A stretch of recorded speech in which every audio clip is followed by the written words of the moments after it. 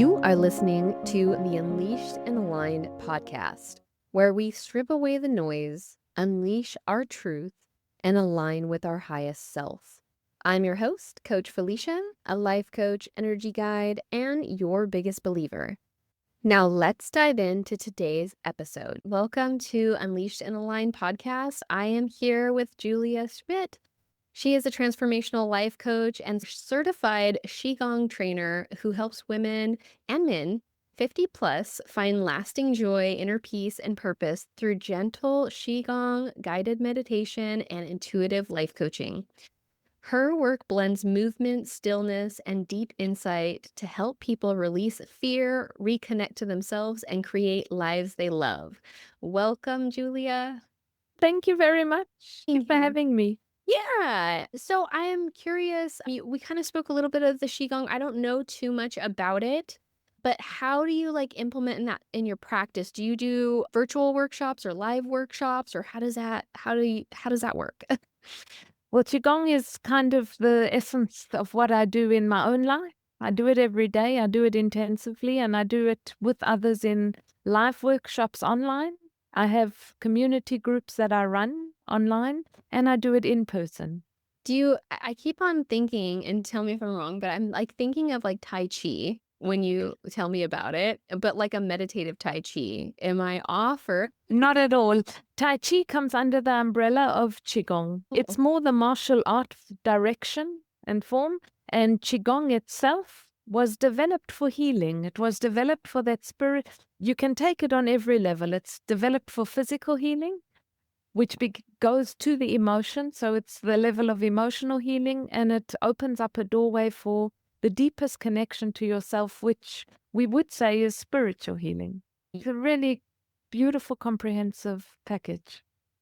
So on your workshops, do you have like a YouTube channel? Because I kind of am re-niching myself, my YouTube channel is in the works. I'm a lot on social media, on Instagram and Facebook, but I am going to have a YouTube channel. When you have that all set up, let me know so I can put it in the show notes for sure, because I definitely want to check it out, and I know that the listeners will want to check it out. So how long have you practiced Qigong? Well, I've been doing energy work as a whole for maybe 15 to 17 years. Wow. When I was very, very ill at one point, the only way I could get better was with an energy healer because no one else could help me. And Oh, that you that's kind of do amazing. things like that when you're really sick. Yeah. You go for whatever's there. I wouldn't have done it had that not been the case. And I'm so happy it was because I discovered a new world. And Qigong itself, I've only been doing for around 3 years. But I do it intensively and I find it very powerful. Oh, I love It's that. yeah. So I'm wondering, like, when in your journey did you realize that you were playing small or holding yourself back? And I'm wondering if it's tied into maybe like noticing that energy work, or if it's a different path in your life. Oh no, it's everything's connected. Yeah. I mean, that coming into the energy work itself was an opening thing 15 years ago. It's not that I stayed completely because life takes over. I had little kids and everything got busy. But we immigrated to the United States from Germany 9 years ago. And my kids were still kind of little then. 6 and 13 is kind of a great age to do things like that. And I think that's when I really found where I was holding myself back because you can never predict what will happen when you make such a huge move. Yeah. And it was everything other than we predicted. It was the most incredibly difficult time ever that I can imagine in my whole life. And I've been through quite a bit. And I think that's where it turned around. I started meditating, for lack of anything else, to try and get a grip of what was going on in our life. I was doing Dr. Joe Dispenza. You might have heard of him. I Yeah. love Joe. Yeah. That's very powerful stuff. But somehow from that, I came to Qigong. I started doing meditation in movement, and I found that for me even more powerful because something happens to you when you use your body. Your body is created in the most magnificent way that when you just doing like something like what I'm doing now, just opening your arms like that, opens your heart without you doing anything. You don't even know it, but you're using energy in a way that your body was created to use. And when I started understanding this and I started experiencing it, I went deeper into it, and I started practicing it every day, because when I do something, I really go into it. And then I started teaching it to people, and they were experiencing what I was experiencing. And the more I kept going deeper into myself, I could help take people to themselves, to help them feel themselves, to get inside. Kind of what you were saying at the beginning, to embody yourself. Yeah. And when you really connect with that inside, you've reached that power. I think that's what we all want, isn't it? It stops us being small when Yeah. you connect with that peace and power inside of you. And that's Yeah. kind of what I do. I life coach people to do that.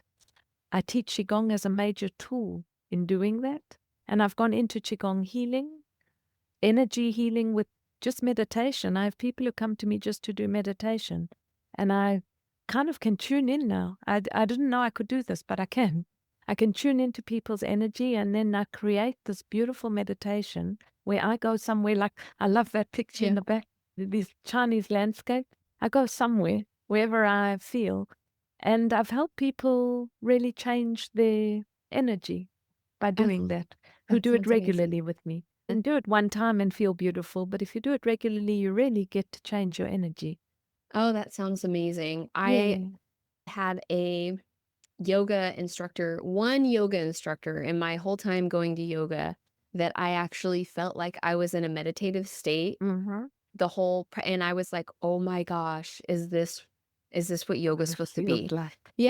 Yeah, because I'm like, I Yeah. feel like people talk about it, but I'm like, I've never felt like that. And I have like, when I was younger, probably because I didn't really know what I was doing, I was just like trying to force every pose and like hold everything. And I thought it was like a workout.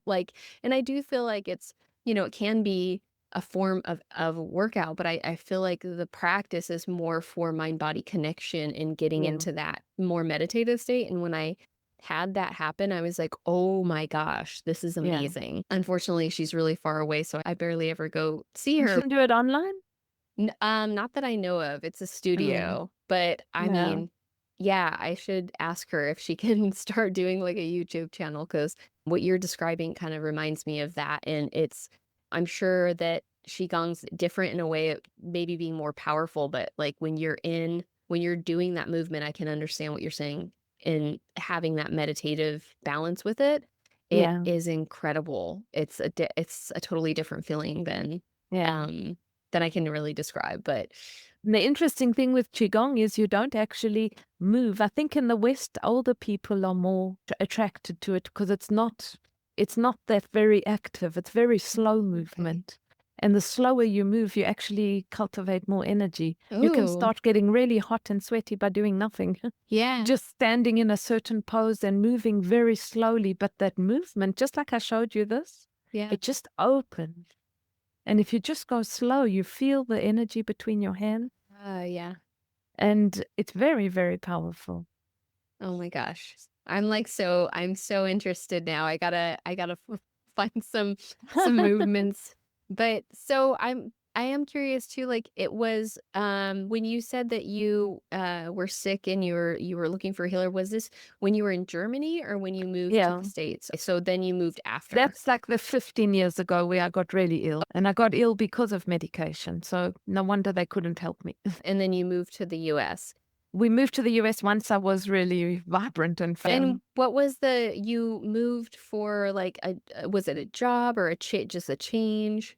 No, there were a lot of things going on at that point. I'm not German. I grew up in South Africa. It's kind of difficult to live in another language, even though I could speak it fluently. It's another culture, language, mindset. Mm. And I didn't really want to do that to the end of my life, Yeah. even though I'd lived there for 23 years, Wow. which is That's a a long long time. time. Yeah. Yeah. Yeah. And I had family. I have a sister living in the United States. I had the option because when I had graduated from college, which I studied in the United States, she is an American citizen Mhm. because she married an American long, long ago, and she decided to apply for the citizenship for me just in case. I was a Oh, that's young, awesome. young. Yeah, I left it. I thought, oh, I'm never going to move back to this. I'm Yeah. going to Germany, and well, life brought different circumstances, and it took 12 years for the citizenship to come through anyway. Wow. It took a Wow. very long time to do it that way. That And is so by the time it came through, I was settled anyway. I had kids, I had my own business, I was loving life in Germany. But things changed when after I got ill and we got a bit older. We moved in our late 40s, which is not advisable. Yeah. Probably like having children. You can't tell what's going to happen after you've had the child. You just love the idea and you have it and you love the child. I would never change that. But the immigration was, wow. Yeah, I could imagine. So, Yeah. where are you at now? What state? I live in North Carolina, Oh, where North the sun Carolina. shines for Yes. nearly all of the year. Oh, Yeah. that's amazing. Are you close to the water? Well, it depends what you call close. 3.5 to 4 hours. I don't know if that's close. On an American standard, it might be close. Yeah. On a European standard, that's not. It's 2 countries away.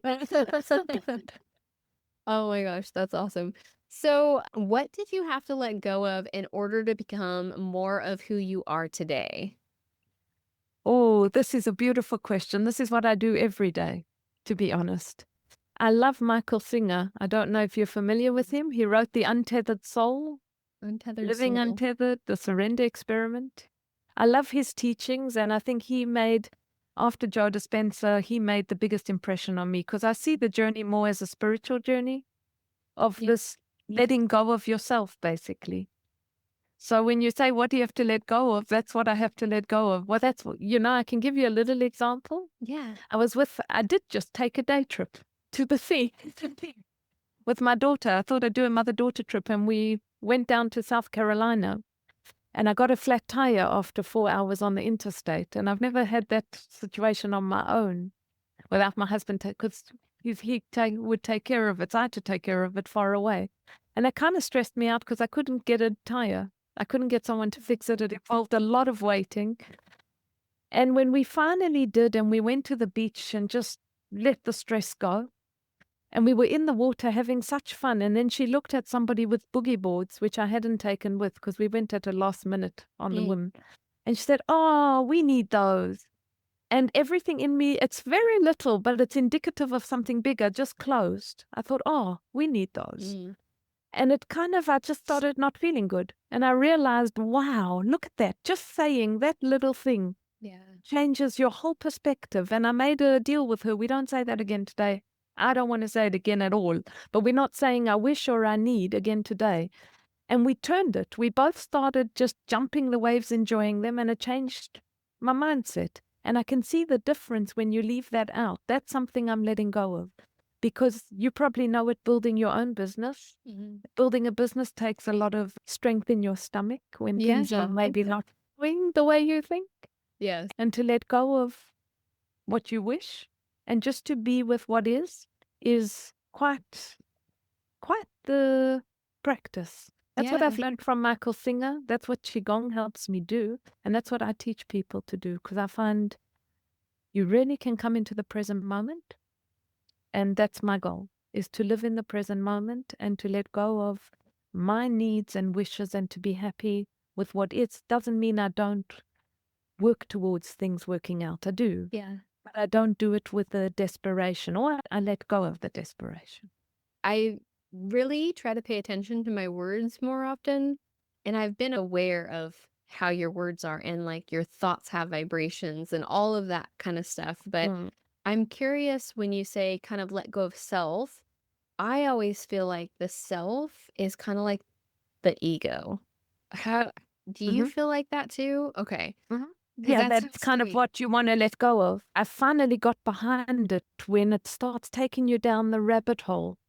Like I was so stressed out after that tire incident because you feel vulnerable. I couldn't fix it. I had to wait for 3 hours for the A. Thankfully, I had AAA to come and do it. And then to go from shop to shop and whatever happened. And you can get so stressed. And what was stressing me was my mind. It was the self saying, this isn't going to work. You're not going to get home. How? I can't drive on the donut. What am I going to do? And I could have just relaxed because and I kid you not, it was only when I just said, okay, the last person just said they can't help me. I've been to 4 different places. I'm just going to go and check in the hotel. We're going to stay overnight. I don't care. I'm relaxing.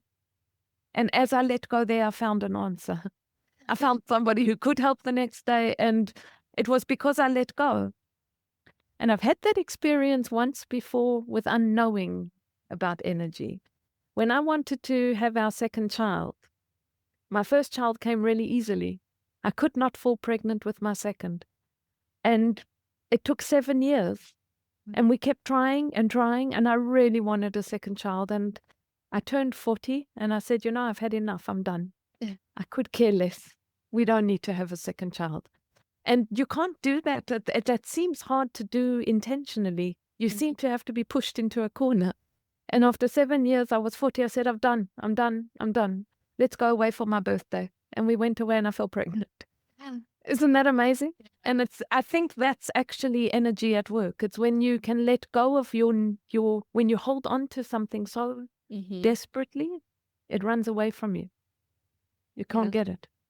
And if you just let go and relax, and this is like Qigong is just a tool for this, because the whole practice is effortless. It's flowing and it's not grasping. And you training your body, I train it every single day, into a state of deep happiness and letting go.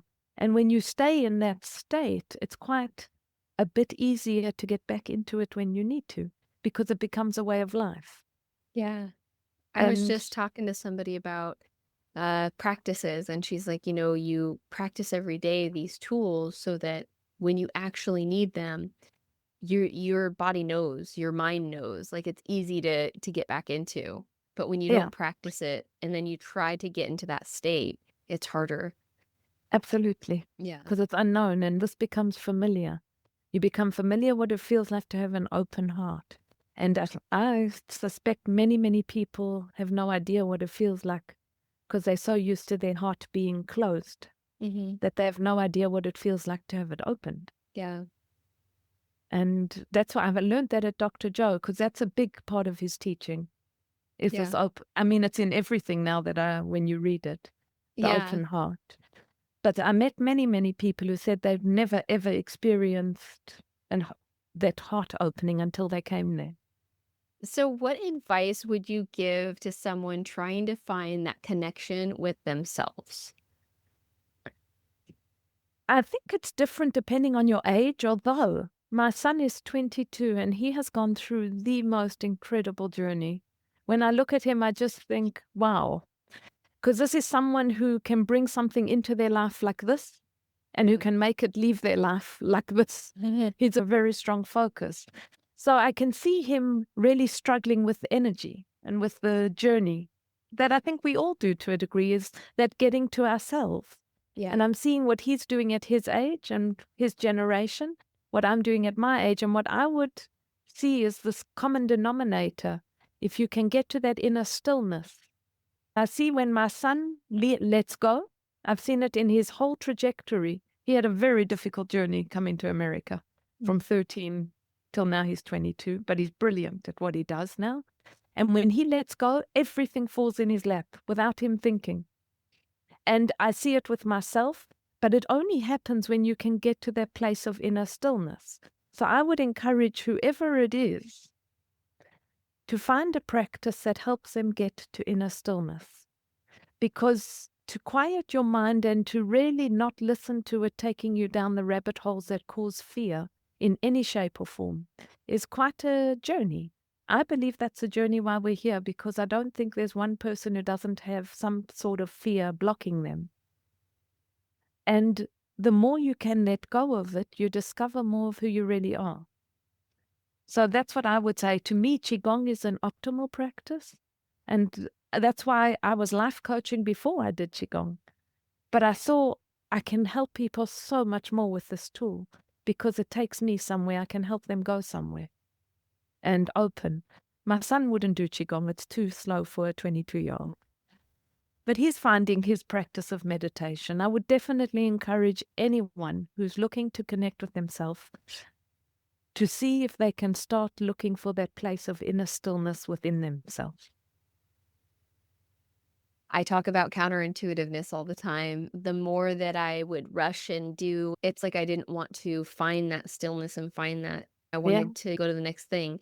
And the more that I calm down and the more that I have, like, I literally block time that I do nothing, the more productive I am, the more ideas absolutely. flow. I had a practitioner tell me because I was like, I'm not good. So if anybody is listening and they're like, I'm not good at meditation, she told me just focus on my breath. She's like, Yeah, just breathe in and out and just every time your mind wanders, go back to your breath.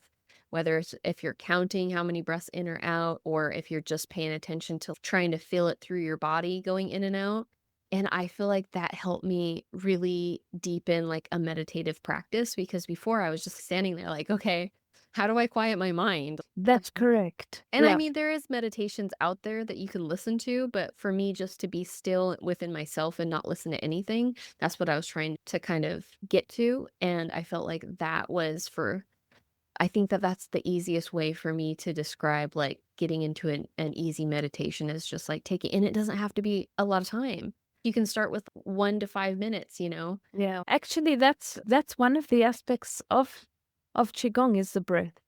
And when you slow your breath down and you do it intentionally, you become much not only calmer, but with maybe 3, 4, 5 breaths, you also get into a different state. Mm. And you that is why it helps. So that's actually, yes, the That's breath is perfect. probably the best point.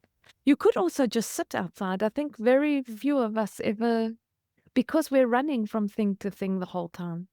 But that running from thing to thing is the yourself you want to let go of because it's stopping you from finding you. Yeah.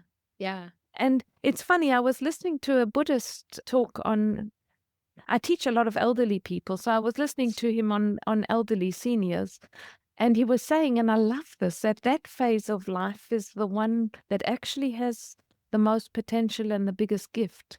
Because when you're elderly, you can't run around like you can when you're young, and you can't run away from yourself like we do. Yeah. You're forced to face yourself, which can be catastrophic, or you can actually face yourself, which at one point I think we all have to face that inner running away. Yeah. And don't run away and just go quiet. And the more you face it, the quieter you will get. And the breath is a good way of starting there. But I guess at the end, it's really going to be the mind Hmm. in watching your language and in just using the practice of the breath or qigong or meditation to let your mind calm down and not follow it. So when Yeah. it starts to make you go crazy, to be aware enough to say, I'm not listening. Hmm. I'm going to stay calm. And I had this 3 or 4 weeks ago. I'm a very volatile person and I would jump out of myself when something happens, especially to my kids. And my son sent me a text. I knew he was on the interstate. I knew he was driving and I knew it was pouring with rain. And I was in a meeting and I got a text to say, I've been in a crash. I'm okay. Normally, I would have done exactly that. I would have done a double flip and gone out the room and straight away started calling. And I didn't. I was very calm. This is Qigong. I don't know how I reacted like this. I stayed very calm. I looked at the text and I texted my husband who didn't respond. And I thought, well, he's not responding because they're both talking to each other. I can just, because my son didn't respond either, I can just breathe and wait. And I waited quite a long time. And when I finally did get through, and understood the extent of the situation. I mean, he waterplaned off the interstate That. and went flying into an exit sign that broke, and that stopped his car momentum, which meant the cop said it would have been the end of him. It Oh, was the wow. end of his car, but it would have been the end of him. And when you hear something like that, I would have replayed that in my mind again and again and again to bring myself in a deep state of fear every time he got near a car. Hmm. I didn't, and I've never done it till this day. It's been 3, 4 weeks, and it went right through me. I don't Wow. think about it. I just know that that was my practice that helped me respond like this in that moment. Wow. So that's kind of a stillness that you can really, really cultivate. Well, I'm glad that your son's okay. Oh, me And too. and it's like you said, you know, you could have been freaking out and trying to call them, but obviously that your husband and the son were talking. And I think that's a good thing to notice too, because I think we can just be like so crazy that I would have normally. And it makes That's the situation so much worse because then he's already dealing with something, and then now he's thinking, "Oh my gosh, I'm upsetting my mom," and, it just kind of yeah, yeah. And I'm so I in line with what you're saying about the mind and, like, calming yourself and really understanding and having awareness on what we are kind of making up, these scenarios and these stories that we're making up in our mind. And I've been going through this practice myself where, because I can get in these states where I'm like, I just want to go on vacation. I just want to be on a beach. And I've been trying to practice like being on vacation in my home. yes, Like every day can be a vacation. I don't have to go somewhere to yes, feel those feelings. And it is a practice. It's not easy every single day.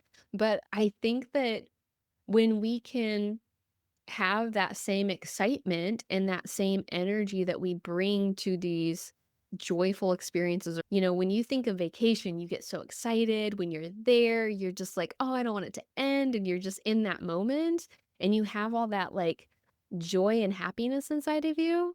And so to try to bring that into your everyday is something that I've been trying to work on. I can get moments of it. It doesn't last all the day, but I'm definitely working on it. When we develop that awareness, we can start cultivating whatever we want. We can start yeah, redirecting our mind into whatever we want. And our life right now is a story that we're making up. So to make it the most exciting and joyful experience, you can have yeah. that now, regardless of your situation. And That's I, it. That's the key. That's exactly what I love what you said. I think that's you've put it into a nutshell. That not wishing and wanting, because that Mhm. already, if you want to go on vacation, you're not happy where you are. And bringing in that feeling of I can have it right here, right now, and practicing that, I think that's it. That's the present moment. That's Yeah. once we achieve that, then everything is a vacation. That's the essence of Michael Singer's teaching, actually. Oh, okay. That I you're happy no matter what. Yeah, I remember I can't r I know it's a popular book, and I'm really mad that I can't think of it, but it's about a Holocaust survivor and his, like Oh, it's Man's Search for Meaning by Yes, Viktor Frankl. yes, and I I love that book. I haven't read it, but I've heard about it, and when I hear about it, I think, "This is what I need to cultivate." If somebody can go through that and still have that mental clarity, Well, strength, like that's he made famous that quote by Nietzsche that if you know your why, you can endure any how. You have a how to endure anything. I'm messing it up a bit, but you get the idea of the quote. yeah. Yeah, that you can endure anything if you Yeah. know your why.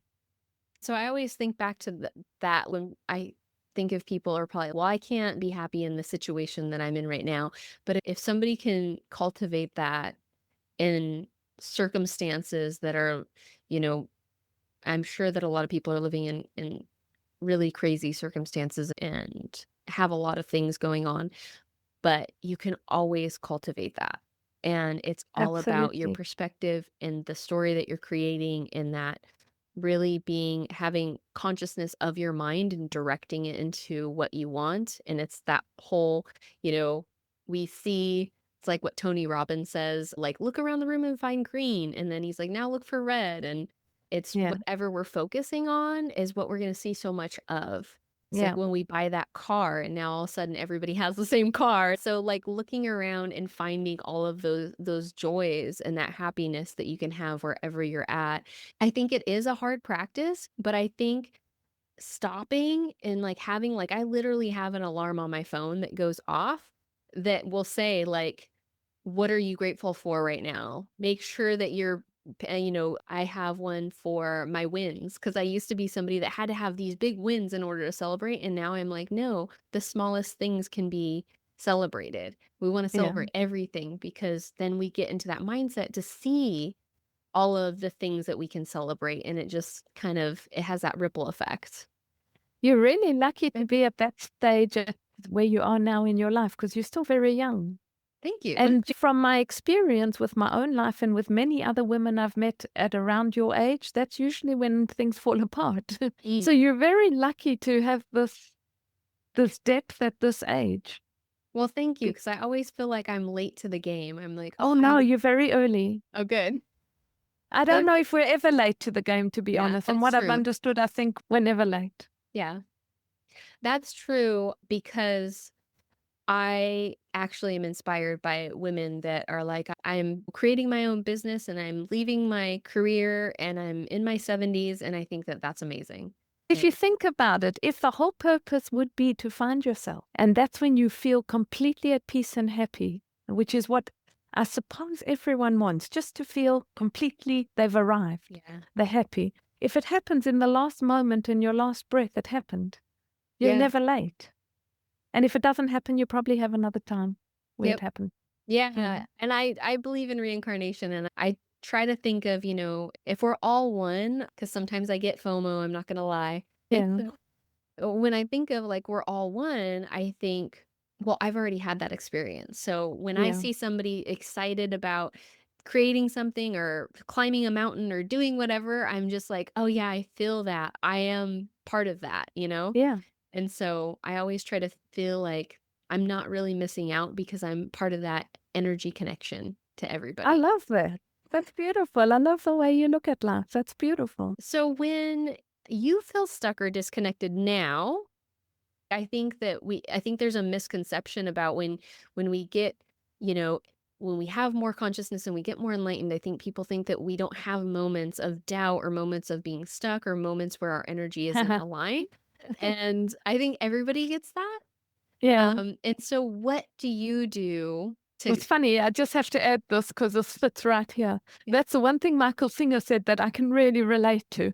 When you get a bit further, you become a little bit more conscious and aware of yourself, causes you to see more. Mm, So you feel like you're going backwards actually and not going forwards. And it's perfectly normal because more is coming up now. You're letting go of little things and then the bigger things start coming that you didn't even know was there. So you might feel, well, what am I doing? I feel like I've just begun.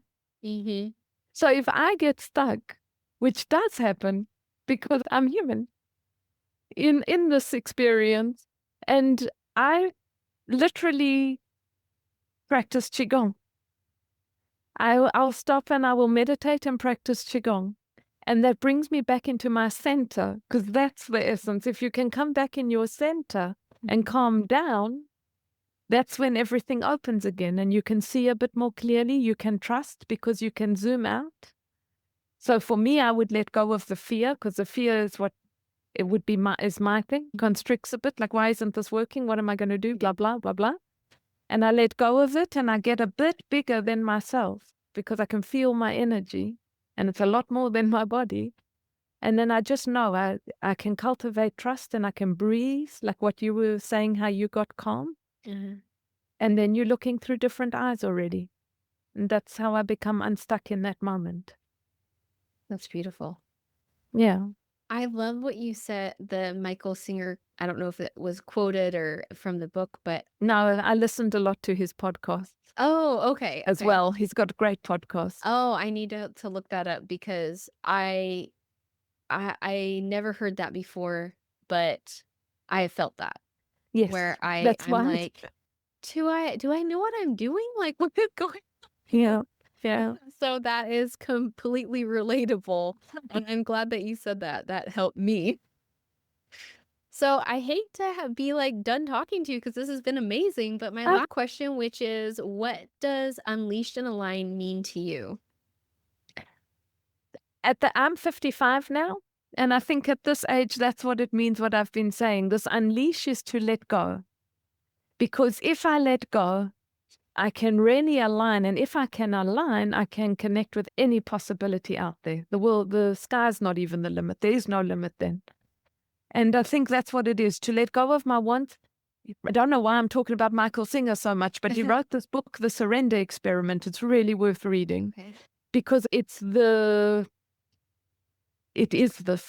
complete, how he let go of everything and how his life unfolded in the most magical ways. It doesn't mean you don't have hardship, but it does mean that you discover things about yourself, talents come out that you didn't know you had, and the life just unfolds that you get opportunities to use them. And you love it and you love life. Even if there's difficulties, you learn to look at them differently. And I think that's what the unleashing is to this complete trust and letting go, just like you're in the womb of the universe and you can just go with life. And I'm not saying I've achieved that. I'm practicing that every day. Wow, that was beautiful. Like I said, it's been such a pleasure. I would love to have you back on the podcast. I'll definitely link your websites and all the goodies. Do you have anything coming up or anything that you want to say before we close out? Well, I put up a free 7-day challenge for anybody who would like to try 10 minutes of Qigong a day. That's on my website. You can just sign up for that for free and try it out for 7 days. And I always have events going on. I offer free 20-minute coaching sessions or 30-minute. I never stay at 20. If anyone would like to get to know me, to see if they connect with me and would like to change their life, I'm open for anything. I love doing basically whatever I do. So I do it with passion and would love with anyone who resonates with me. I'm happy to help. Awesome. Well, thank you again for being here. And I'm definitely going to check out that 7-day Qigong. You'll be with me on the 7th day. I was at that beach in the Yes. sunrise doing the Qigong with my new tire. Thank you so much, Felicia. If you enjoyed this podcast, please make sure to like, subscribe, and leave a review so that we can connect with more people to develop our mind, body, and spirit.